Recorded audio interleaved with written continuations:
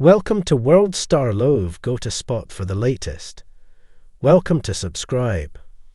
Princess Beatrice estendias with KT against Prince Harry amidst royal feud. The corridors of Buckingham Palace have seen countless dramas, whispers of scandal, shadows of betrayal, and vows of loyalty that span generations. But never in recent history has the House of Windsor stood so divided. And now, in the centre of a modern tempest, emerges an unexpected yet regal figure. Princess Beatrice of York, declaring her allegiance, not to her cousin Prince Harry, but to Catherine, Princess of Wales. It began subtly, like the first crack in a centuries-old marble column. After months of simmering tension between Prince Harry and the rest of the royal family, made worse by his explosive memoir and television interviews, a line was drawn, though unofficially, in the sand of royal alliances.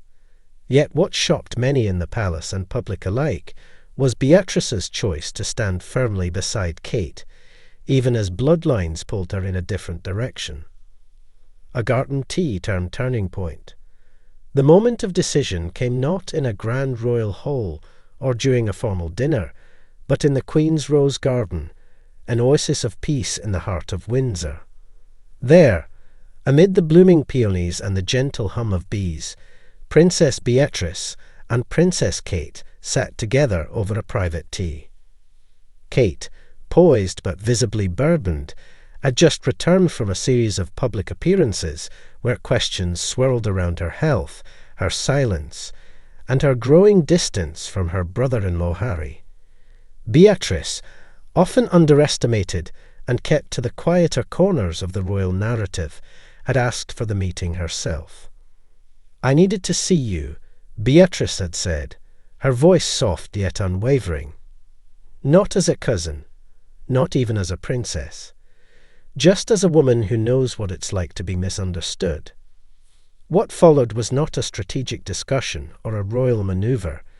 It was a vulnerable, honest exchange between two women shaped by duty, marred by public scrutiny, and united by a growing concern over the rifts threatening to unravel the royal fabric.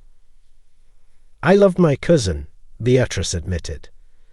"But this tearing down of family, of legacy, Harry's forgotten who we are." Kate looked up, eyes glassy but resolute. "Then it's time we remind them." And thus the first alliance of its kind was forged, not through royal decree, but sisterhood. The feud, origins and escalation. It's no secret that Prince Harry's departure from royal life and the accompanying fallout sent shockwaves through the monarchy. While Meghan and Harry's move to California was painted as a bid for freedom, the claims of racism, neglect, and manipulation ignited a firestorm in the media. But it was Harry's memoir, Spare, that struck the deepest blow. Not only did it reveal private family conversations, but it cast shadows on Princess Kate, once seen as an unshakable pillar of the family. From alleged tensions with Meghan to moments of coolness, Kate's previously untarnished image was thrust into question. Yet what the public didn't see was how those revelations affected the royals behind closed doors, how Kate endured a silent storm, choosing dignity over retaliation. That silence, Beatrice believed, was strength. Kate could have spoken. She could have defended herself. But she didn't, Beatrice confided to a friend later. She chose loyalty. She chose the crown. It was a kind of loyalty Beatrice herself had come to understand, especially after years of being overshadowed by more prominent royals. Her own path, marked by charity work, quiet resilience, and the challenges of being born outside the main line of succession, had taught her the value of grace. So when Harry continued his public critiques, Beatrice made her stance clear, not with tabloid interviews, but through a series of subtle yet powerful moves. The subtle signals. The first clue came during a charity gala in London. Beatrice arrived wearing the Cambridge Lover's Knot tiara, one of Princess Diana's favourites, and now often worn by Kate. While the choice could have been coincidence, royal watchers were quick to notice the symbolism, especially as Beatrice gave a heartfelt speech praising the quiet strength of women who carry tradition while facing storms. The second signal came in the form of a joint initiative between Beatrice and Kate focused on mental health and women's education. In the official press release, Beatrice referred to Kate not by title, but as a dear friend, the royal appearance that stunned even the most cynical commentators. Beatrice and Kate arriving together at the Trooping the Colour ceremony, walking side by side, dressed in matching shades of royal blue, a colour long associated with unity and loyalty in the royal household. In contrast, Prince Harry was notably absent. Rumours swirled that he had not been invited. The private showdown. Sources close to the royal circle confirm that Beatrice and Harry did, in fact, speak privately, via video call, shortly before these public demonstrations of loyalty. The conversation, according to insiders, was civil but strained.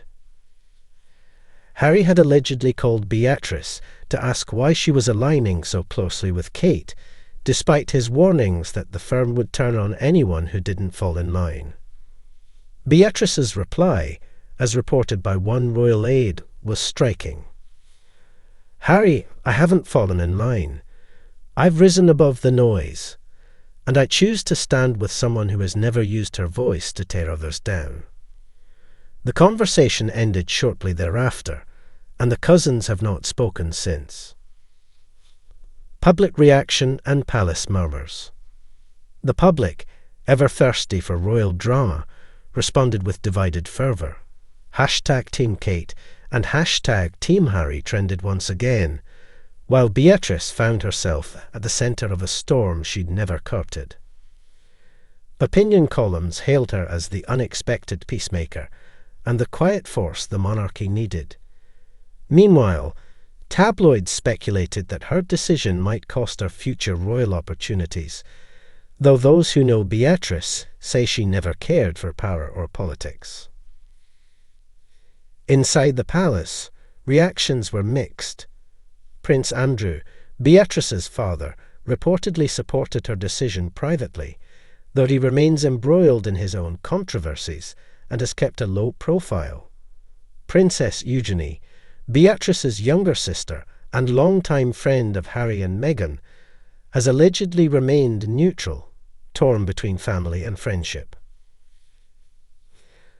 Queen Camilla and King Charles have not commented publicly, though their increased engagements with both Kate and Beatrice suggest a quiet endorsement of the new alliance. The bigger picture. In truth, Beatrice's stand is about more than just family loyalty or public image. It represents a generational shift in how the younger royals are choosing to navigate their roles.